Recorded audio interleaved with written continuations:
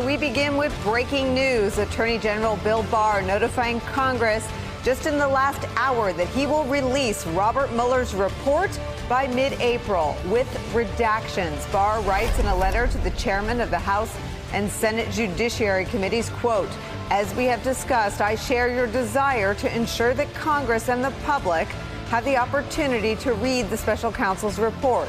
We are preparing the report for release, making the redactions that are required. The special counsel is assisting us in this process. What Barr decides to redact and why, certain to become the subject of scrutiny, amid calls from Democrats for maximum transparency." Barr in his letter addressed concerns that President Trump and his attorneys will use executive privilege to conceal damaging information, writing this, quote, "Although the president would have the right to assert privilege over certain parts of the report, he has stated publicly that he intends to defer to me. And accordingly, there are no plans to submit the report to the White House for a privilege review." Barr also confirming that he will testify before the Senate Judiciary Committee on May 1st and before House Judiciary the next day. And that is where we start today with some of our favorite reporters and friends. New York Times Chief White House Correspondent Peter Baker, NBC News national political reporter Heidi, Frank Figliuzzi, former Assistant Director for Counterintelligence at the FBI, former U.S. Attorney Joyce Vance, and NBC News national security and justice reporter Julia Ainsley. She's live for us outside the Department of Justice, and that is where I start today with you. Julia, are you getting any sense? It's been my impression all week long that the Department of Justice was not unaware of the climate in which calls for transparency and accusations of a cover-up were building. That's absolutely right, Nicole. They're completely aware of that. And I think that's what this letter tries to address, to try to get inside some of the discussions and debates that are going on in the building behind me. And the Attorney General is trying to give us a little idea of what to expect, and I think to manage some of those expectations. Big news, we can expect his version of the Mueller report to come out by mid-April, if not sooner. He's also agreed to testify in early May on Capitol Hill. But one thing I'd call your attention to is the reasons he gives out for why he won't be able to be fully transparent. Some of those things we were expecting, whether it's grand jury testimony or it's evidence that could be used in another investigation. But point 4, I think, is a thing we're going to be talking about for some time. This includes information that would unduly infringe on the personal privacy and reputational interest of peripheral third parties. And as we've discussed, there's no legal term for what a peripheral third party means. So who could that mean that gets left out of this because the special counsel, or in this case, William Barr, won't want to bring anyone into a position where their reputation might be damaged because of information in this report? And will that keep him from being completely transparent and forthcoming as Democrats and many in the public would like him to be? Frank Figliuzzi, I'm thinking Jared Kushner, I'm thinking Donald Trump Jr., I'm thinking all of the other subjects and ancillary figures that a political appointee like William Barr may have a reason to try to protect. What do you think when you hear Julia report that? So here's my gut reaction to that, is that the people you just listed are not, by any stretch of the imagination, peripheral third parties. They're not peripheral. Right. They're in the center of this. And so if that is indeed who the kind of people he's referring to, there's going to be a problem. I will tell you this, absent that sentence, generally the letter has an overall positive connotation. I like the letter. I think the mid-April deadline is reasonable. I always thought and have talked about how difficult it is to declassify, et cetera. In fact, the shorter deadline here actually tells me they've been working on the issue of declassification and grand jury secrecy probably for quite some time. I love the idea that he inserts that Mueller is involved in this process. That helps. I agree with Julia that he's kind of pushing back on this perception that's been out there spinning that, hey, he's involved in a cover-up.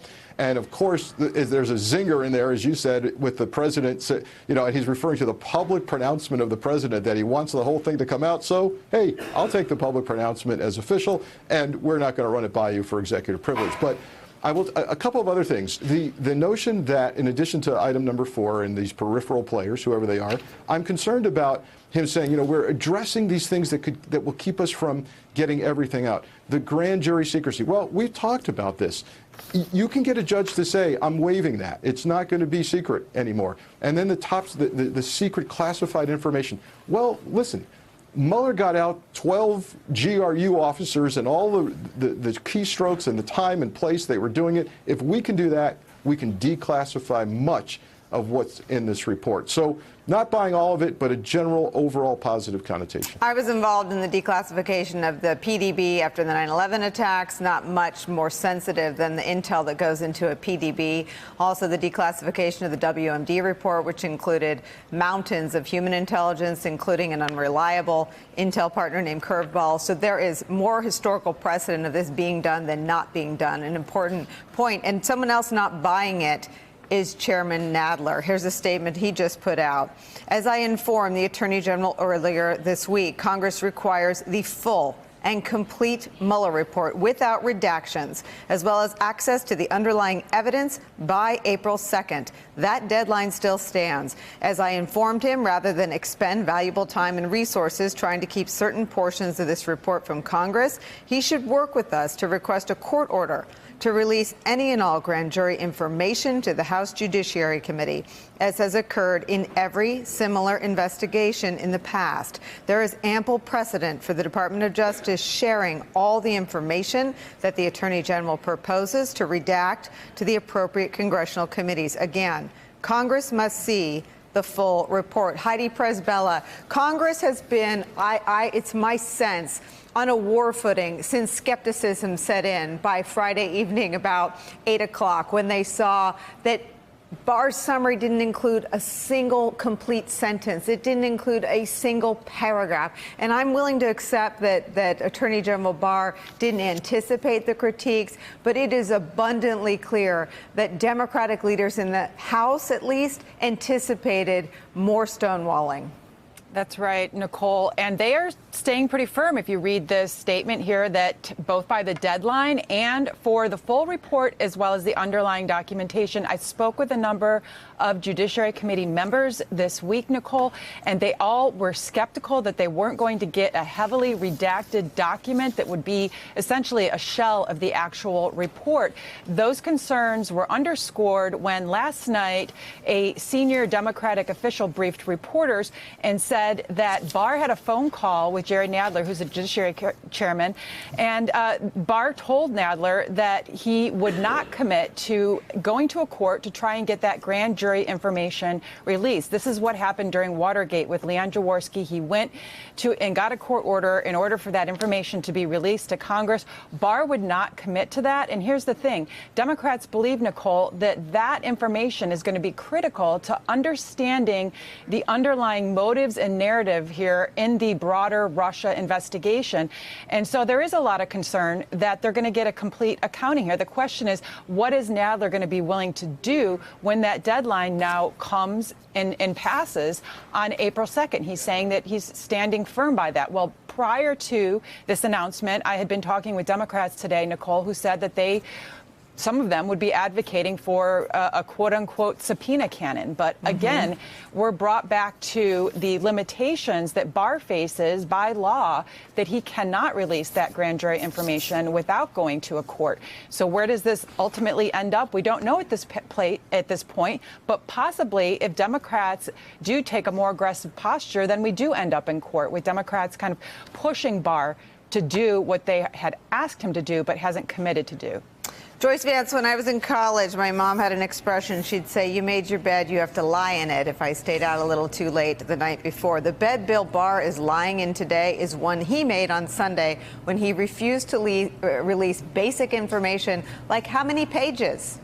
How many pages? We learned today for the first time something that we could have easily learned Sunday night, not an innocuous line right here in the letter released today. After 5 days, this morning's headlines, some Democratic staffers accusing the Justice Department of a cover-up. So today, on day 5, the 5th full day of the American public and the Congress, only knowing what Bob Barr told us about the 2-year-long Mueller investigation, The Attorney General adding this line in his letter. The special counsel's report is nearly 400 pages long, exclusive of tables and appendices, and sets forth the special counsel's findings, his analysis, and the reasons for his conclusions. Seems like that was a sentence that would have fit, I don't know, I'm thinking kind of on that fourth page, the summary released Sunday was just 3.5. What do you think? I think the bed that Barr made was the bed that he thought Trump would want to sleep in. He tried to give the report the most affirmative spin for the president. And we see now that that's put him personally in a very awkward place. It appears that he was not forthcoming. And I think the point that you make about the length of the report is an important one we shouldn't pass over too quickly, because it would have been very different. We got word yesterday that it was more than 300 pages. If that had been a 20-page report with 280 pages of exhibits, that would have been one thing. But today we learned that Bob Mueller devoted almost 400 pages to revealing what he learned in the investigation, presumably to analyzing it. We're told already by Barr that Mueller has laid out evidence on both sides of the obstruction issue, and that there are appendices and tables on top of those almost 400 pages. This is a significant investigation. It's a lot more than the two conclusions Barr played out to us when he tried to give us what he now is saying was a summary of Mueller's principal conclusions. There is a lot of material here, and it belongs on Capitol Hill. And this 6E question of getting a court order, that's not a difficult question. If I had a case in Birmingham that I needed to turn over, say, to a U.S. Attorney's office in Seattle, I would be able to turn that over readily to another prosecutor. Here, the only little quirk in the process is that Congress is, in essence, the next prosecutor. It's Congress who engages in oversight of a president who can't be indicted by DOJ. And so there's a need for a court order to engage in that turnover.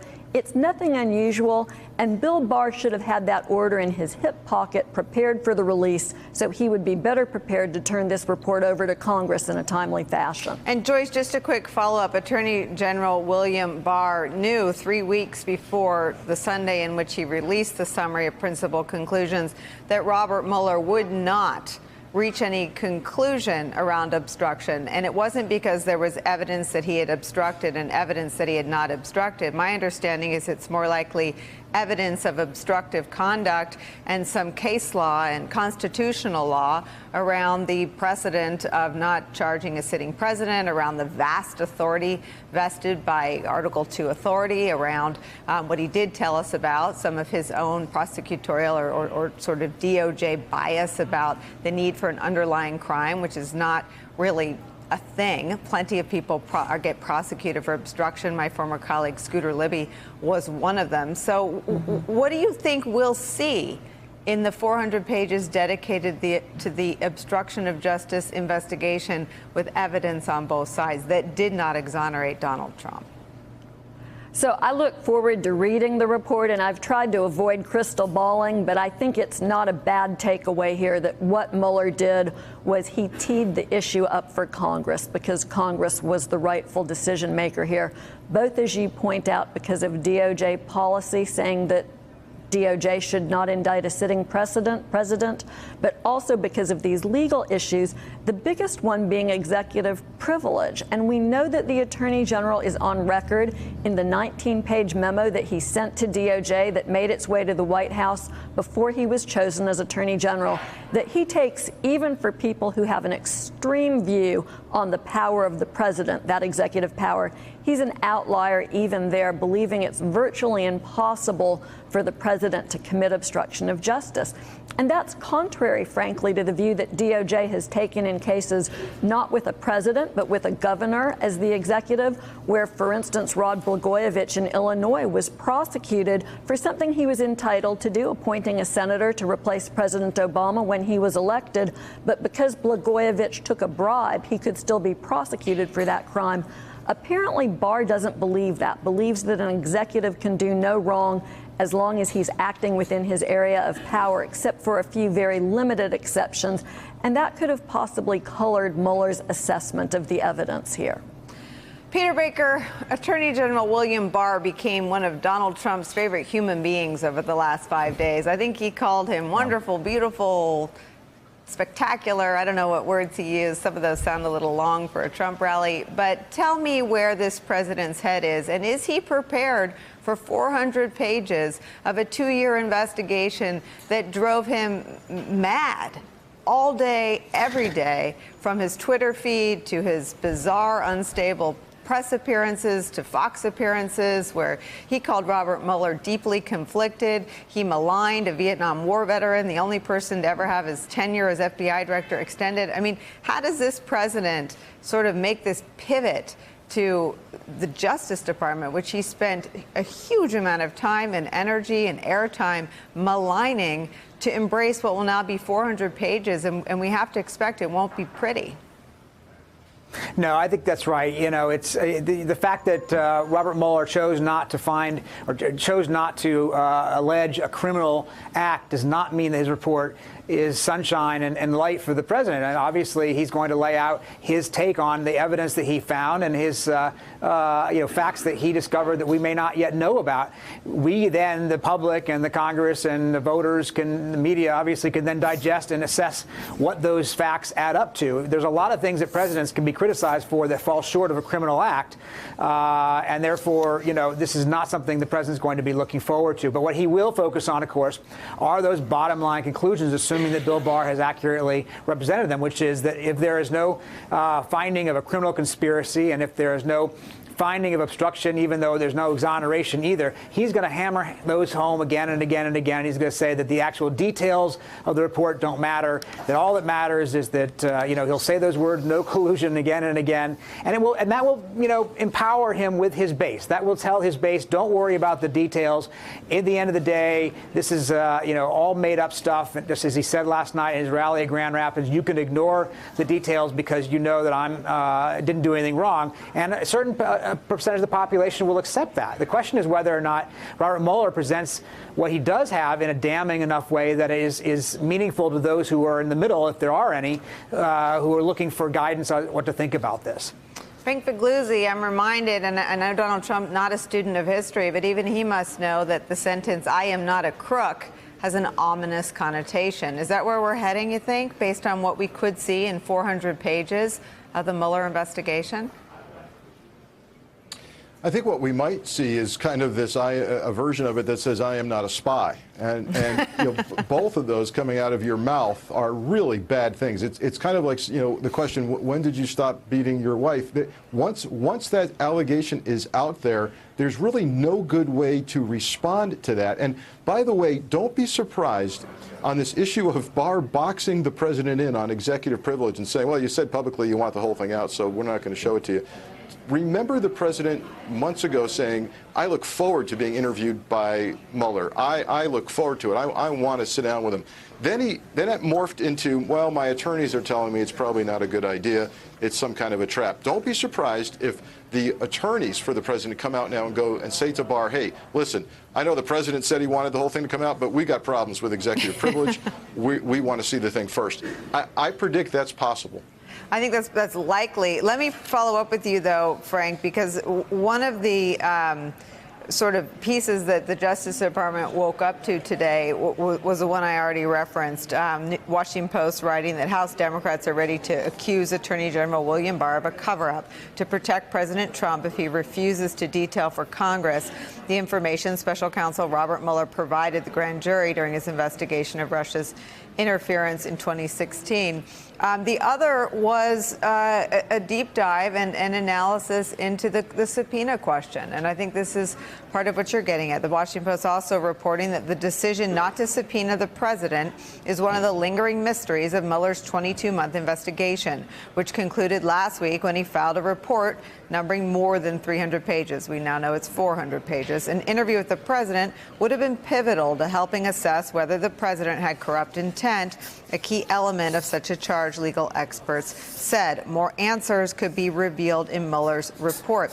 Do you think we'll learn, Frank, about why some of those, Robert Mueller, it would appear from this reporting and others in Peter's newspaper and others, and this news organization, reached a fork in the road around this question of interviewing the president. They landed on written answers. They got to another fork in the road. They landed on written answers only about collusion. Do you think that the written report will offer some paper trail around when the frame of the obstruction investigation was locked in, when they decided that if the conduct was so clearly to obstruct the investigation, but they couldn't interview him, they reached this conclusion that they wouldn't charge? So a couple of thoughts. One is we absolutely need to know the process that led Mueller to this decision. And two, I think the answer is in the appendices. And here's why. From what I know about how Mueller works on these very sensitive issues is he will memorialize this for the record. But it's not likely that it's in the body of the report. That's why I still get nervous when I hear the AG say it's a 400-page report and we all applaud him finally giving us the number. Let me tell you something. Think about the size of the appendices here. You can easily double or triple that number and come up with the total size of the report. Think about the FD 302s of FBI agents' interview reports of everyone they've interviewed and how long a report would be of interviewing someone for hours, if not days, and then pile those all up in attachments and appendices, and then have Bob Mueller memorialize in a memo form his discussions with the AG or with the DAG about whether or not we can charge the sitting president, or whether we can subpoena him, get him in front of a grand jury, or why wouldn't we interview him in person. All of this ultimately will have been memorialized by Mueller, and if it's stuck in the appendices and the AG is only releasing the report, again, we're not going to get the full process here. Julie Ainsley, I have a question for you about the distribution of the Mueller report inside the Justice Department. Do you have any sense of how far and wide it's been circulated inside DOJ? Do you have any sense that the people who will have to help sell it or orchestrate briefings with Congress have looked at it, or press people who will ultimately have to help explain it to you? Or is it still being tightly held by the Attorney General's small staff and the DAG's small staff? From what I understand, Nicole, it's still being held by a very small group. Even people who you would assume would have seen it won't confirm that they have seen it. I know that there was a small group, only those who were going to have to be writing the letter that went to Congress on Sunday, and those who initially took it in and were involved in the planning saw it over the weekend. And those people continue to work. I believe that they have to be in a secure location in order to review this material. So it's being very tightly held. They understand the stakes here. I keep having that reiterated to me.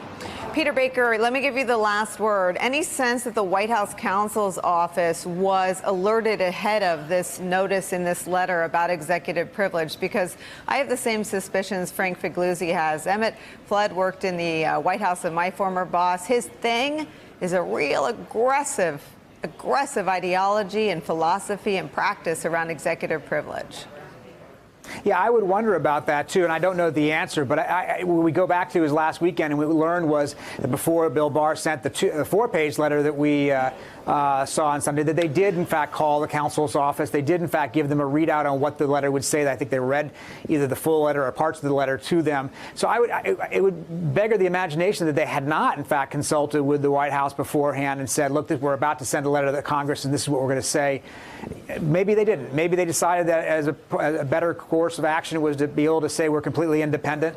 I did find it interesting that the Attorney General specifically said that it was due to the president's public pronouncements, didn't say anything about private conversations that might have been had, right? So is that an effort to box him in to say, look, fine, I'm taking you at your word? Or, in fact, have they had a conversation either directly or through aides, and he's simply not referring to it in this letter because he doesn't want to, disclose private conversations? I don't know the answer to that. But it is a big question, because you would think, we've seen all along that some of the president's private attorneys said, yes, we're going to have an executive privilege interest in looking at this report before it gets out. But it's possible because at the bottom line, conclusions that Bill Barr reported last weekend have been taken as very positive by the president, that they've decided better just to go ahead and let the whole thing come out and then move on than to litigate any further on it and keep attention on it. Hey there, I'm Chris Hayes from MSNBC. Thanks for watching MSNBC on YouTube. If you want to keep up to date with the videos we're putting out, you can click subscribe just below me or click over on this list to see lots of other great videos.